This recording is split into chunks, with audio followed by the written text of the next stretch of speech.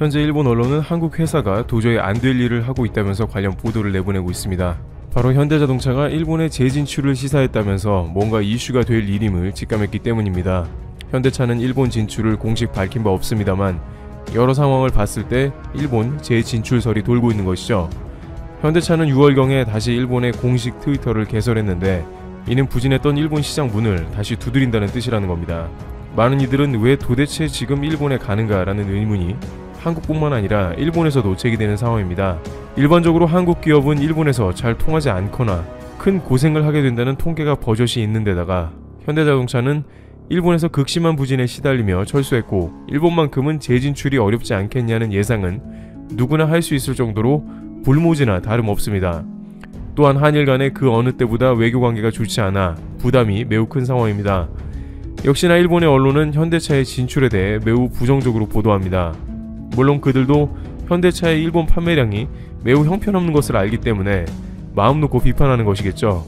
일본의 데일리신문은 현대차가 일본에 다시 입점하기로 했다며 이에 관해 상세히 보도합니다. 일단은 현대자동차는 최근 놀랄만한 성과를 냈다고 소개하고 있습니다. 품질이 향상됐다는 것입니다. 예를 들어 미국에서 발표된 품질 조사에 따르면 현대차의 제네시스의 경우 품질 1위를 기록했고 현대차와 관련이 깊은 한국의 기아차도 텔룰라이드 등이 미국 공장에서 생산되어 절찬리에 판매 중이라고 하면서 한국은 미국 시장에서 선전하고 있다는 소개를 하며 일본 시장도 이제 다시 진출하려고 한다는 것입니다. 하지만 일본 산업 중에 가장 핵심은 자동차이며 자부심 역시 대단하다는 것을 알 수 있습니다. 따라서 일부 고급 차종을 빼고는 한국뿐만 아니라 대부분의 국가의 차량이 일본에서 고배를 마십니다. 트럼프 대통령은 일본에서 포드를 본 적이 있냐며 노골적으로 불만을 드러냈습니다만 팔리지를 않습니다. 반면 아베 총리는 트럼프 대통령과 무역 협상을 할 때에도 일본 자동차를 못 건드리게 하기 위해서 다양한 옵션을 양보했을 정도로 일본의 핵심이자 한국의 반도체와 같은 취급을 받는 국가 주요 사업이라고 할 수 있는 것이죠. 최근 테슬라가 도요타의 시가총액을 뛰어넘긴 했습니다만 내연기관 자동차에서는 도요타가 오랜 기간 시가총액 1위를 고수하며 품질로 승부한다는 렉서스를 가지고 있는 일본의 자부심은 쉽게 누그러뜨릴 수 없을 것입니다. 그렇기 때문에 신문은 곧 논조를 바꾸며 현대차를 비판하는 국면으로 급격하게 전환하는데요. 약간은 조롱에 가까운 의문을 표시하고 있습니다. 일본에서 불매운동을 할 필요가 없는 현대자동차가 다시 일본 문을 두드린다 라는 식으로 일본에 성공하지 못할 이유까지 자세하게 올리고 있습니다. 한국은 불매운동을 해서 일본 기업을 몰아내지만 일본은 그럴 필요가 없으며 품질이 우수하다면 한국 차를 탈 수도 있겠지만 일본에서 굳이 불매를 안 해도 현대차는 철수하지 않았냐는 것입니다. 그러면서 최근에 현대차는 각종 리콜에 직면하고 있으며 품질이 수준에 미치지 못한다며 비판합니다. 예를 들어 제네시스 GV80에서 크게 논란이 되었던 사례인 주차 후 드라이브 기어를 넣었을 때 후진하는 현상을 예로 들면서 도저히 있을 수 없는 일이며 한국의 커뮤니티 등에서 공유되고 있어 유명해진 리어램프 비대칭을 언급하면서 이 정도의 QC 수준이면 벤츠나 BMW 판매량을 능가했다고 하더라도 오히려 리콜하느라 손해가 크다는 것입니다. 그 밖에 내비게이션 방전, 스마트 주차 보조 이상 등을 상세하게 소개하면서 현대에서 프리미엄이라고 나온 제네시스조차 이 정도의 수준이라고 한다면 기존의 한국차라는 편견으로 가득해 의심받는 일본에서 과연 성공이 가능하냐고 반문하는 것이죠. 제 아무리 미국의 JD파워에서 품질 1위를 기록한들 구입한 신차가 이렇게 무상 수리를 많이 받아서야 일본 재진출이 무슨 의미가 있겠느냐는 그들의 말도 일리가 있기 때문에 할 말이 별로 없는 게 사실입니다. 따라서 한국에서조차 일본에 진출해봤자 자존심만 상하고 조롱당하고 돌아오지 않을까 걱정이 되는데요. 그런데 현대자동차가 그동안 수모를 겪었음에도 불구하고 일본에 재진출하는 의미가 충분히 있다고 합니다. 일본 철수 후 10년간 현대자동차는 놀랄만한 발전을 이루며 기술적 성장을 거듭해왔습니다. 여기에 이번 일본 진출의 중심은 수소 차량이기 때문에 현대는 전략적 관점에서 움직이는 것입니다. 이미 현대차는 2019년 글로벌 시장에서 가장 많은 수소차 판매량을 보이고 있었습니다. 물론 아직 수소차는 세계적으로 초기 단계라서 시기상조라고 할 수 있습니다만 가장 수소차 분야에서 앞서 있는 현대차는 선두 효과를 누리기 위해 더 앞서가는 전략을 계획하는 것입니다. 현재 전기차 분야의 테슬라와 같이 미래 먹거리인 수소차 분야에서 여러가지 시도를 하는 것이죠. 그러한 맥락에서 일본 시장은 현대차가 가장 수소 인프라를 테스트할 만한 곳 중 하나가 되는 것입니다. 일본 당국이 도쿄올림픽을 계획하며 추구하는 중요한 포인트는 수소사회를 보여준다는 점이었습니다. 일본 정부는 2014년부터 제4차 에너지 기본계획에 수소사회 실현을 명문화하고 2020년 도쿄올림픽에서는 수소사회, 쇼케이스를 명시하면서 앞으로 일본이 친환경 에너지의 미래를 펼치기로 계획한 것입니다. 그 구체적인 계획 가운데 2020년까지 수소 충전소만 160개소, 수소 전기차 4만여 대 도입에 투자하는 등 새로운 에너지 전략을 위한 의지를 보여왔습니다. 다만 이러한 계획은 예상과는 다른 수소차 판매의 부진을 비롯해서 각종 예산 집행 문제 등으로 인해서 2020년 현재 온전하게 실행되지는 못했습니다만 한국에 비해 수소 충전소가 풍부하며 도요타 역시 수소 자동차를 생산, 판매하고 있기 때문에 글로벌 시장에서 수소차 시장이 제대로 돌아가는 몇 안 되는 나라로 시장성을 엿보기가 매우 좋다는 것입니다. 또한 우리 정부와 마찬가지로 일본에서도 수소차 구매 시에 보조금을 지급하는 제도가 있기 때문에 이번 기회라면 현대차 구매를 고려할 소비자층도 등장하지 않을까 하는 기대를 걸 수 있습니다. 한국에서도 7천만 원에 육박하는 넥소를 보조금을 받으면 최대 절반 가격에 구매가 가능했기 때문에 완판되며 인기가 많았던 만큼 일본에서도 이와 같은 보조금 효과가 어느 정도 있을 것이라는 예상입니다. 특히 일본에서 소비자 선택 시 현재 도요타와 혼다의 수소차는 쿠페형 세단으로 치중되어 있기 때문에 현대차의 넥소와 같은 SUV가 없어 옵션이 한 가지 더 생기는 점도 시장 진입 가능성을 높여주고 있습니다. 여기에 일본 소비자들을 좀 더 흔들어 놓을 핵심 사안은 현대 기술력이 앞서 있다는 점입니다. 독일 매체 아우토모토는 현대 수소차 넥소가 동급 차종인 벤츠의 GLC보다 훨씬 낫다고 했습니다. 6개 평가 부분에서 5개 부분이 독일의 쿠페형 SUV인 GLC 수소차를 앞선 것으로 평가됐습니다. 안 그래도 환경 규제 때문에 유럽연합은 수소차에 주목하던 차에 현대가 다양한 요구사항을 만족하고 벤츠보다도 앞선 평가를 받았다는 것에 호평하며 일본 시장에서도 충분히 통하지 않겠냐는 전망입니다.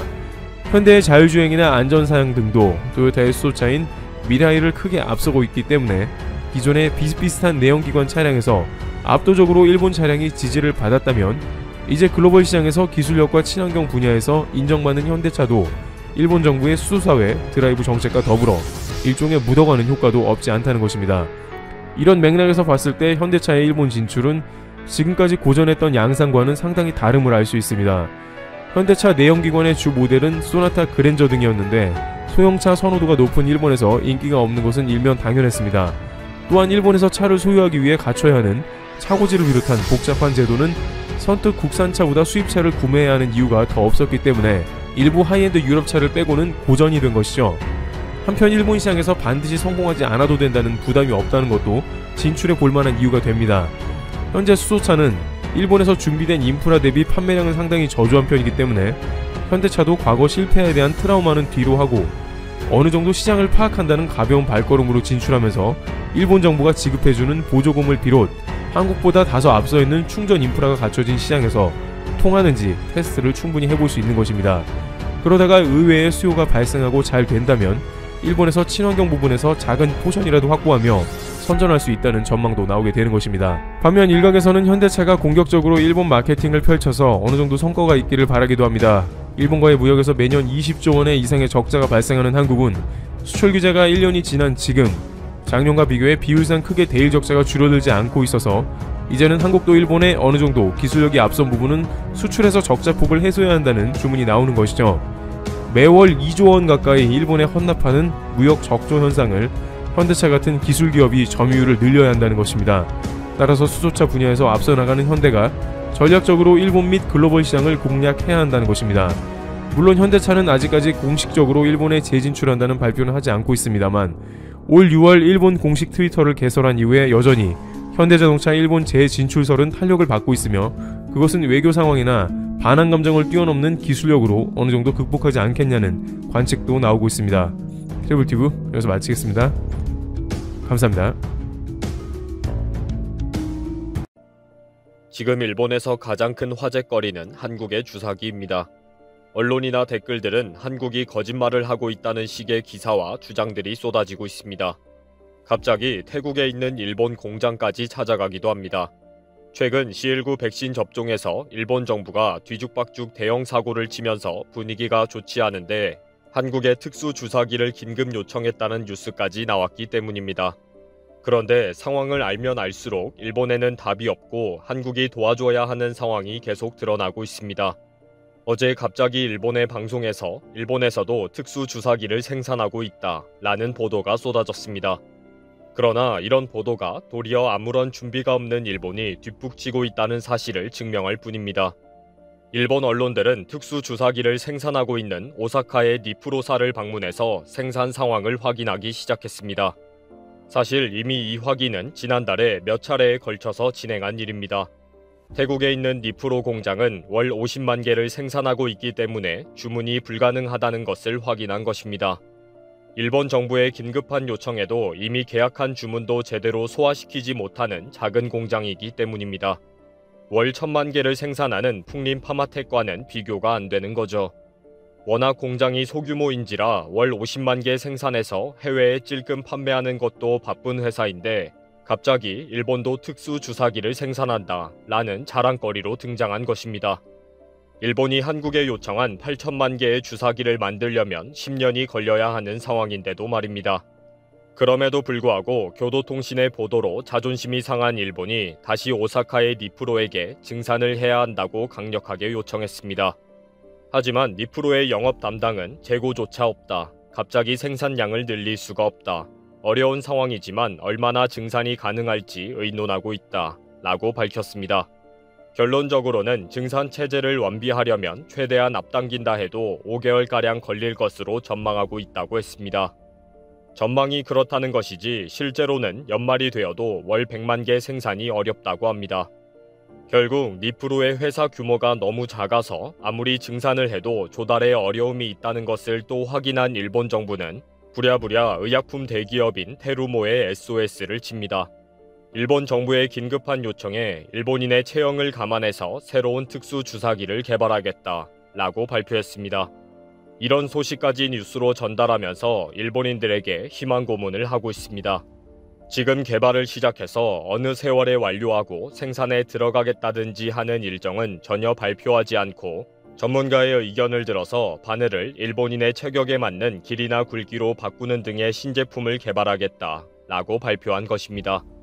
이런 황당한 뉴스를 보도하는 언론이나 이 한심한 뉴스에 위로를 받는 국민들이나 모두 신기할 정도입니다. 벌써 일본은 특수 주사기 공급이 어렵다는 것을 확인하고 한계 5회 접종으로 정책을 변경했습니다. 일본은 병당 6회 접종 기준으로 7,200만 명분의 화이자 백신을 공급받기로 했습니다.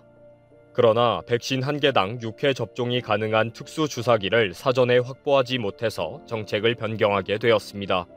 결국 주사기 부족으로 백신 1,200만 명분을 그냥 낭비하게 생겨버린 것입니다. 화이자 측에서는 이미 오래전부터 이 특수 주사기를 전 세계에 주문했기 때문에 많은 국가들이 미리 준비하고 있었는데 일본은 그냥 놀고 있었던 것입니다. 최근 아스트라제네카 백신이 고령층에서 사고가 계속 일어나면서 전 세계적으로 접종 거부 사태가 발생하고 있는데 가장 효과가 좋다는 화이자 백신을 그냥 버릴 판이 된 것입니다. 교도통신이 일본이 한국의 화이자 백신용 특수 주사기 8천만 개를 긴급 구매 요청을 했다 라고 보도했습니다. 최소 잔여형 주사기를 생산하고 있는 풍림 파마텍의 부사장이 미국 화이자사를 비롯해서 일본이나 미국 등 20여 개국에서 2억 6천만 개의 구매 요청이 있다 라고 밝혔기 때문입니다. 한국의 도움을 받아서 1,200만 명분의 화이자 백신을 접종 가능하게 될 수도 있다는 것입니다. 교도통신의 보도에 일본 네티즌은 벌집을 쑤신 듯합니다. 한국의 발표는 믿을 수가 없다. 얼마 전에도 애플카를 기아 자동차에서 만든다고 거짓말을 했다. 조작된 기사이다. 일본의 수출 규제로 힘든 상황에서 엉뚱한 소리를 하는 것이다. 정신 승리하는 방법이 장난 아니네. 매번 거짓말을 하고 결국 계약하지 않는 식이다. 문의 전화 한 통은 갔을 수도 있다. 그것으로 망상을 하는 것이지. 확인했을 수도 있다. 그러나 조잡한 장난감에 결국 한국 제품은 포기했겠지. 일본 니프로 태국 공장에서 언제든지 들어올 수 있다. 말도 안 되는 거짓말이다. 엄청난 폭풍 댓글로 거짓말이야를 계속 적어내고 있습니다. 일본이 이런 반응을 보이든지 말든지 풍림 파마텍의 개발과 생산 스토리는 감동적입니다. 특수 주사기 개발에는 삼성의 적극적인 협력이 있었기 때문에 가능한 것으로 확인되었습니다. 삼성이 특허 등을 가지고 있는 풍림 파마텍을 먼저 찾아왔고 금형 제작과 사출 생산까지 삼성 협력사를 통해 신속하고 완벽하게 지원해 주었습니다. 그리고 삼성전자 스마트 공장센터 관계자들이 생산 라인에 들어와서 밤낮 없이 함께 일하면서 생산 공정 효율화를 구축했습니다. 통상 수개월 걸리는 FDA 승인도 삼성바이오 측이 함께 대응해주면서 한 달 만에 정식 승인을 받을 수가 있었습니다. 처음에는 갑자기 찾아온 삼성에 대해서 기술 보안 누출을 의심해서 협력을 거절했던 풍림파마텍 사장을 계속 설득한 삼성의 전폭적인 헌신 덕분에 가능한 일이었습니다. 이렇게 큰 기회를 잡게 된 풍림파마텍도 국내에 들어온 12만 개의 화이자 백신 도입에 발맞춰서 이미 12만 개의 주사기를 기부했다고 발표했습니다. 풍림파마텍은 월간 생산량이 1,000만 개인데 향후에는 2천만 개 생산으로 늘릴 계획이라고 했습니다. 아마 여기에도 삼성전자 스마트 공장센터의 적극적인 협력이 이루어질 것입니다. 이렇게 계속 풍림파마텍의 특수 주사기 개발 스토리가 주목을 받으면서 선거철을 맞아서 계속 화제가 되고 있습니다. 서울시장 후보 중 한 명이 일본에 특수 주사기를 보내줘야 하나요? 라는 글을 페이스북에 올리면서 일본인들의 자존심에 상처를 주었습니다. 풍림파마텍의 부사장도 일본과 수출 상담을 하기는 했지만 어떻게 해야 할지 솔직히 고민을 하고 있다 라고 말했습니다.